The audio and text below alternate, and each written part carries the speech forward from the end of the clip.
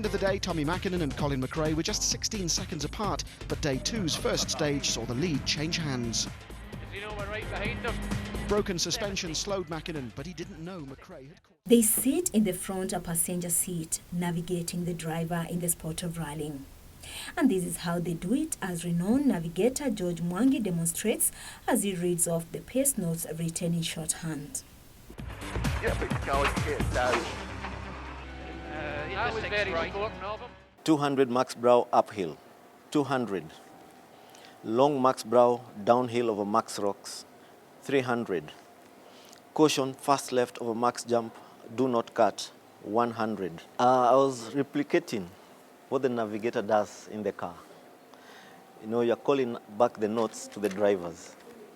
You know, most people wonder how comes the driver knows what is coming in a route maybe he's never done. But what happens is, before the event, we go out for recce. The organizers give us some tulip diagrams, and out of those tulip notes, we do our pace notes. So we grade the notes as per the driver's ability. Sounds complicated, and it is, but these are very important instructions to the driver in his bid to finish the rally unscathed. We usually have safety helmets, which have intercoms, so we communicate through the intercom.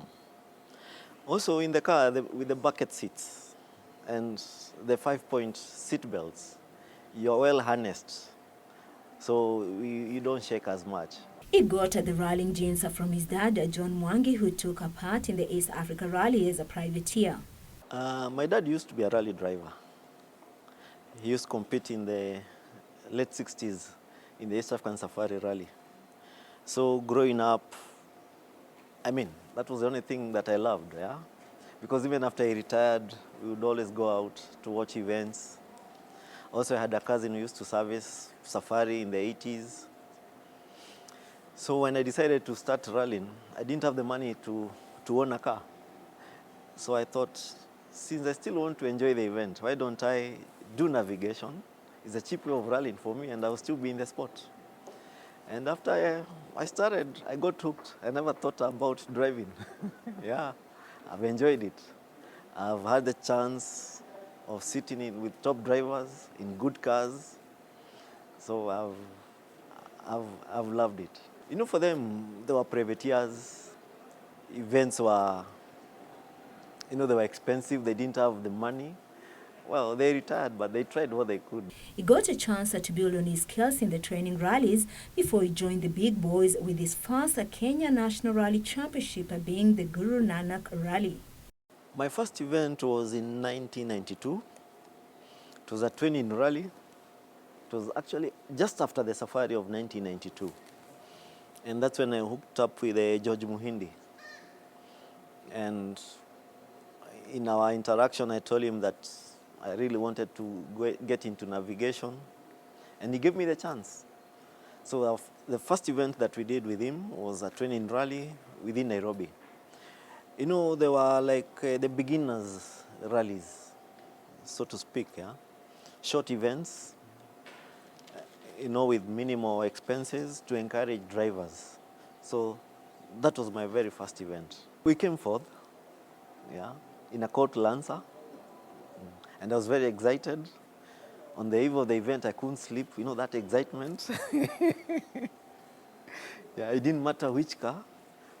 Just being in a rally car and doing something that I'd always wanted to do, I couldn't sleep.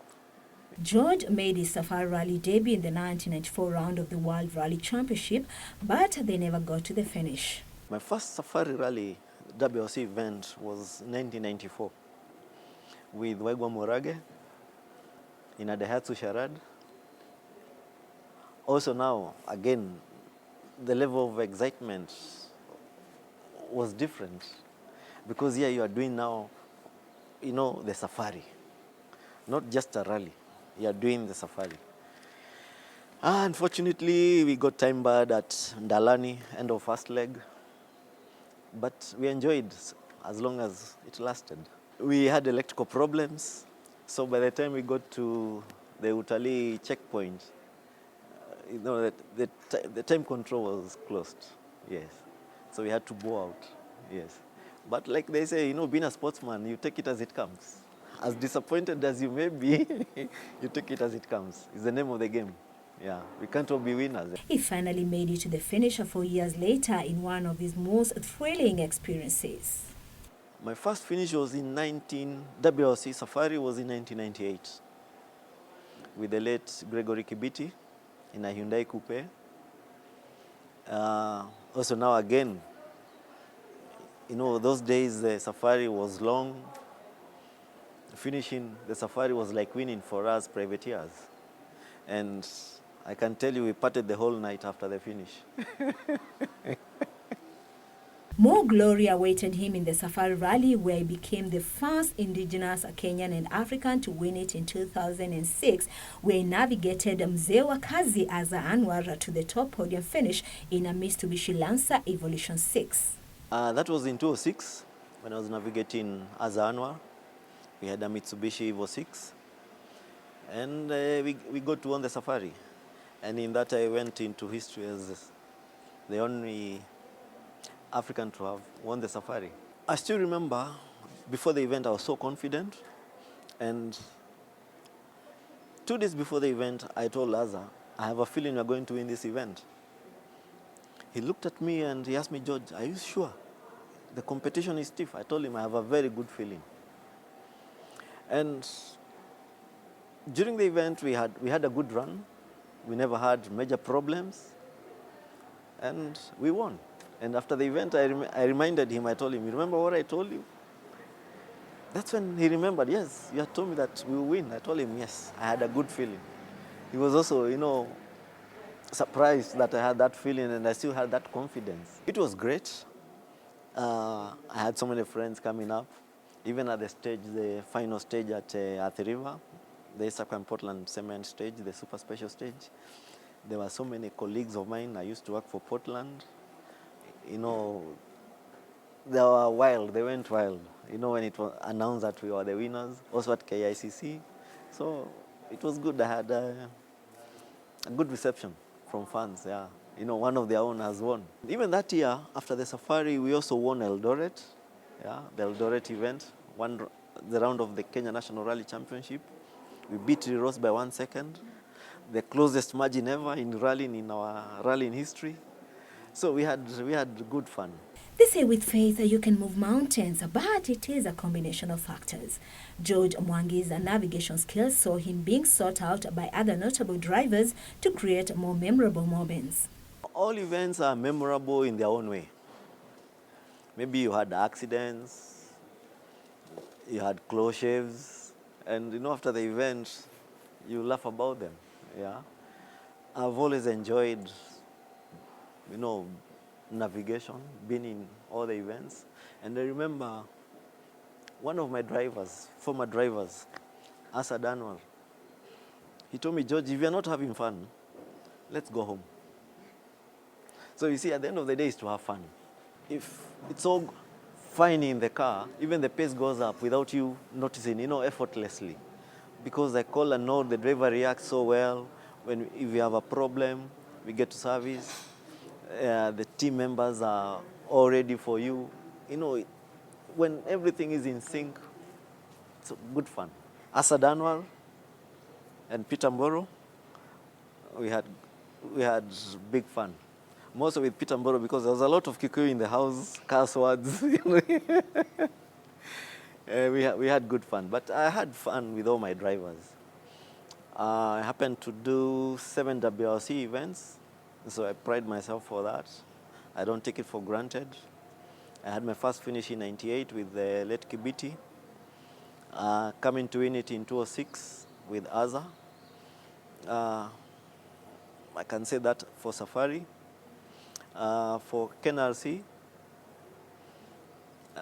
we won the 1999 Formula 2 Championship. We were the overall champions with the late Gregory Kibiti, beating amongst them my CEO, Phineas Kimathi. We were teammates. I still rub it on him, yeah. And also, you know, having worked with so many people, getting to know so many people, and then graduating into officiating, because in 2008, my great friend and mentor into organization, Dave Masharia, I owe him a lot, because when it comes to organization and event management, I learned so much from him. Is not only pleased to have navigated his boss at the Safari Rally project, Phineas Kimathi, but also mentored his son McRae as well, which opened other doors for him. Phineas called me because his son McRae wanted to rally, and he told me he cannot trust anyone with his son apart from me. He told me, George, you know, McRae is like your son. So he got me out of my retirement. So we did a few events with McRae Kimathi, you know, just to get him started. And even after that, I did a few more events with Osman Abdullahi.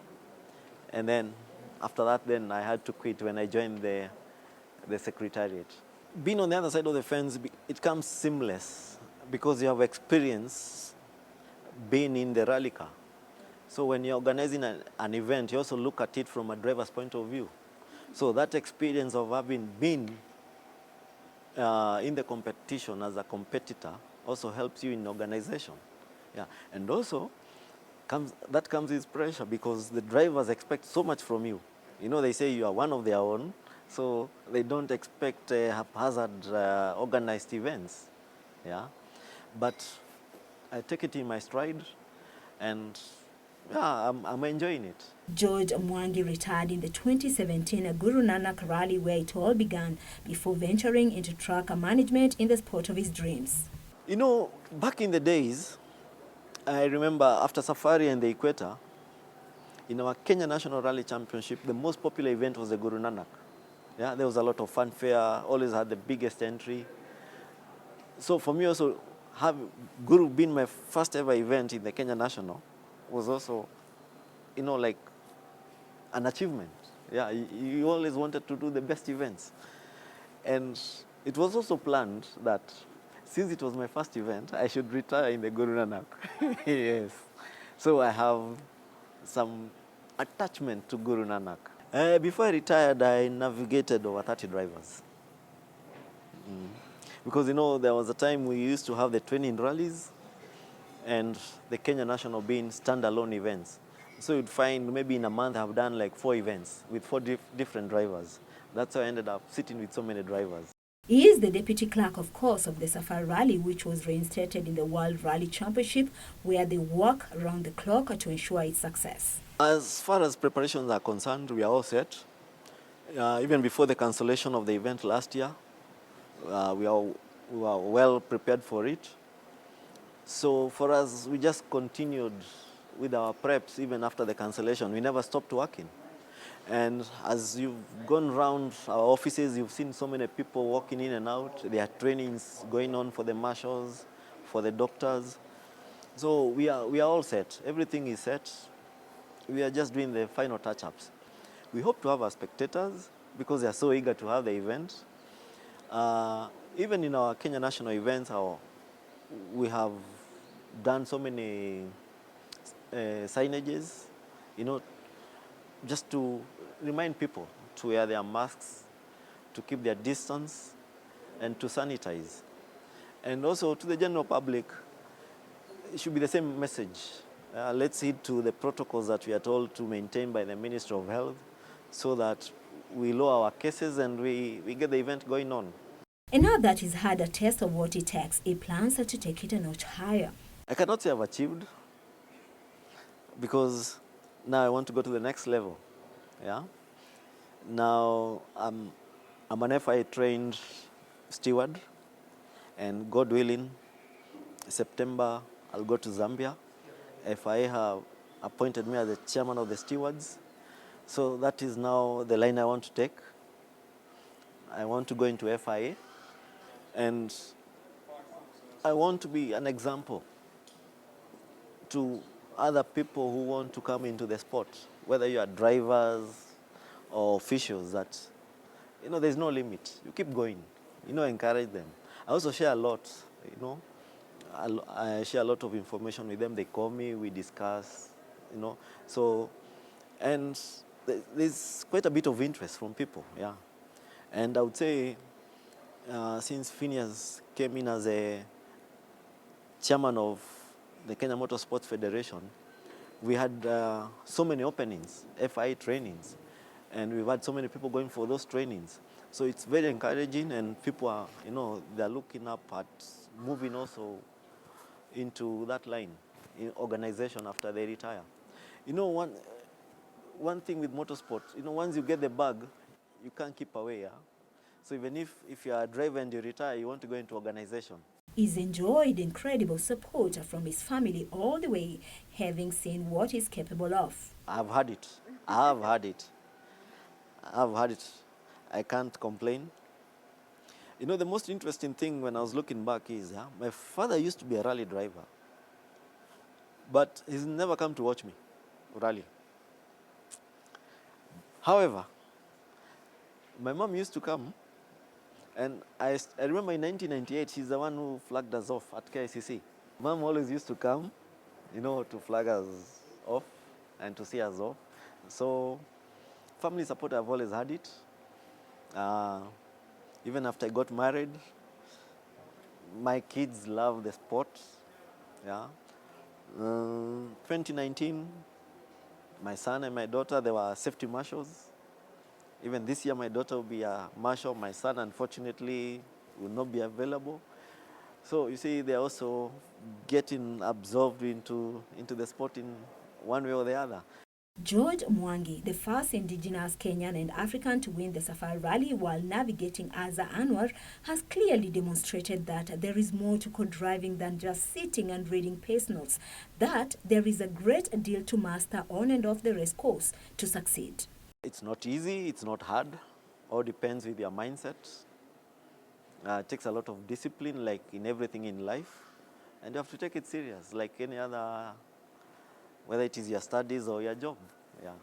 Because in the event, the speeds you are doing, if you joke around, you might end up losing your life, yeah. So they have to be serious, yeah. Read the rules, yeah, the regulations, and get the basics, learn the basics of your trade, yeah.